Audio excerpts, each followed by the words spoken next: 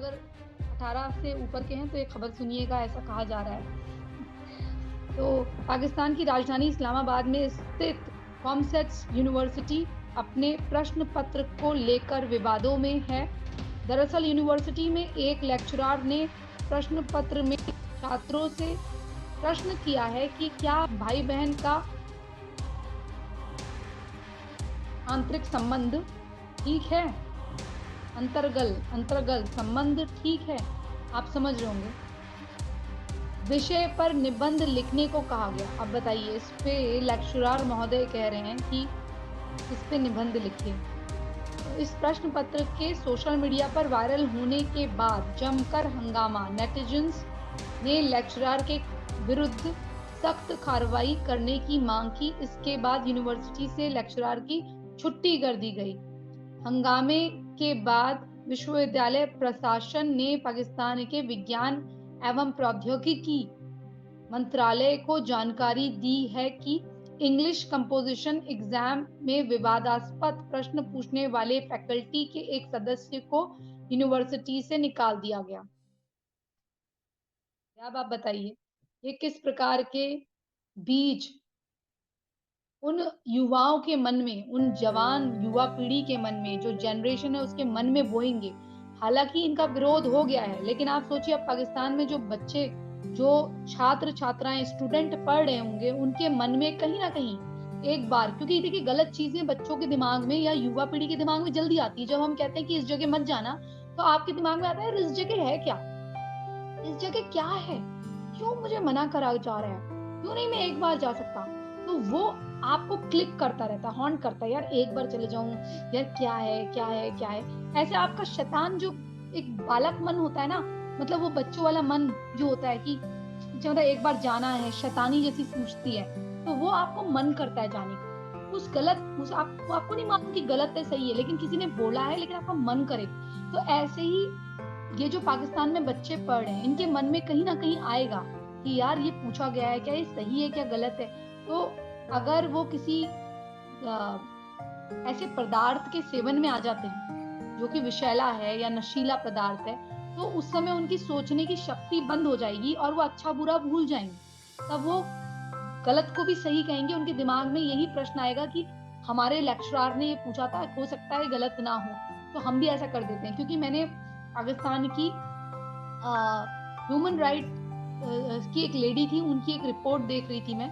तो वो टीवी में बैठ के बोल रही थी कि 80-90% कुछ लड़कियां आती हैं, महिलाएं आती हैं, तो उनके साथ उनके घर के ही भाई या पिता में से किसी ने दुष्कर्म करा होता है, और अनैतिक कार्यों के चलते वो कभी कभी गर्भ धारण कर लेती हैं। मैं ये नहीं कह रही हूँ ये भारत में नहीं होता होगा, भारत में इस तरीके से नहीं होता है, लेकिन हाँ रिश्तेदारों द्वारा कुछ कई बार जो घर की लड़कियां होती हैं, स्त्रियां होती हैं, उनके साथ शोषण करने वाले उनके रिश्तेदार होते हैं, जिन पे आप भरोसा करते हैं। और कई बार जो है माएं उन लड़कियों की कंप्लेन पर भी उनको चुप करा देती हैं। ये हर जगह होता है, लेकिन पाकिस्तान में ये घर के मर्दों द्वारा ज्यादा हो रहा है, रिश्तेदारों द्वारा नहीं।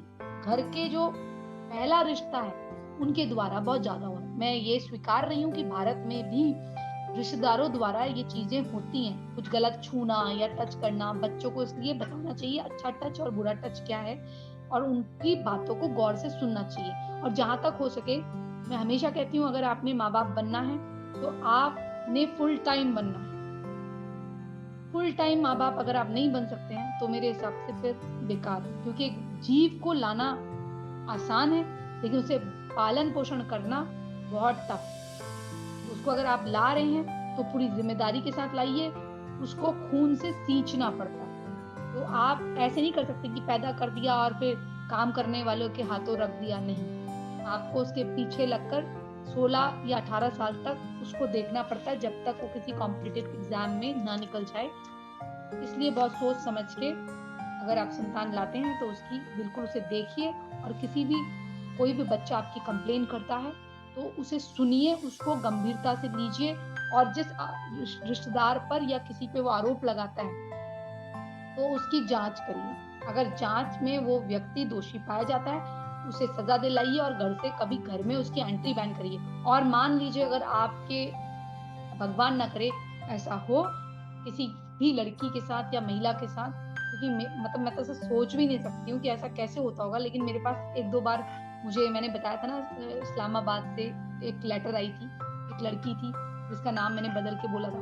तो आप सोचिए ऐसी भी खबरें आती हैं, अगर जिनके घर में ऐसा हो रहा है, तो उन औरतों को चाहिए वो अपने इस झूठी शादी को बचाने के चक्कर में अपने बच्चे की आहुति ना दें, ऐसी शादी से बाहर आ जाएँ।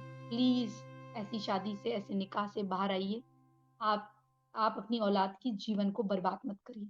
और प्लीज़ भाई-बहनों का रिश्ता बड़ा पवित्र होता है, इसे बना के रखिए। एक बार किसी को अगर बहन बोल देते हैं, तो उस रिश्ते को अगर आप जीवन भर नहीं भी निभा सकते हैं, तो कम से कम उसकी खूबसूरती, उससे डिस्टेंस मेंटेन करके, वो पवित्रता मेंटेन करके रखें। समझ रहे हैं? वो पवित्रता मेंटेन करके रखें। वो दूरी, जो रिश्ते की जो एक दूरी होती है ना, पतली डोरी, वो डोरी को ना कभी क्रॉस ना करें। मतलब जो थिन लाइन होती है ना, वो एक पतली सी जो दीवार है बीच में, उसको कभी क्रॉस ना करें। क्योंकि एक बार किसी को भाई या बहन बोल देने के बाद अगर आप थोड़ी-सी भी इधर-उधर बातें करते हैं ना, बड़ी गंदी लगती है। मतलब समझो इस चीज़ को। इसलिए भाई-बहन का जो रिश्ता है बड़ा पवित्र है, बहुत पायस है। और कुछ ऐसे रिश्ते होते हैं जिसमें लड़कियाँ बड़ा यकीन करती हैं, उसके फादर का, उसके भाई का, और दोस्त भी अगर नॉर्मल, अगर एक अच्छा दोस्त है उसका भी। तो प्लीज़ इन ट्रस्ट को ना तोड़ा मत करें। ये बड़े बड़े नाज़ुक चीज़ होती है। फिर अगर यही अच्छे नहीं रहेंगे तो फिर किस पे कोई यकीन करेगा? फिर हम भी तो पशु जैसे हो गए। इनको तो हम माफ़ कर सकते हैं कि उनको वो अक्ल नहीं है, इनकी बालक बुद्धि होती है। लेकिन हम तो सुपर ब्रेन वाले माने जाते हैं ना, तो हमें थोड़ा-सा समझना चाहिए।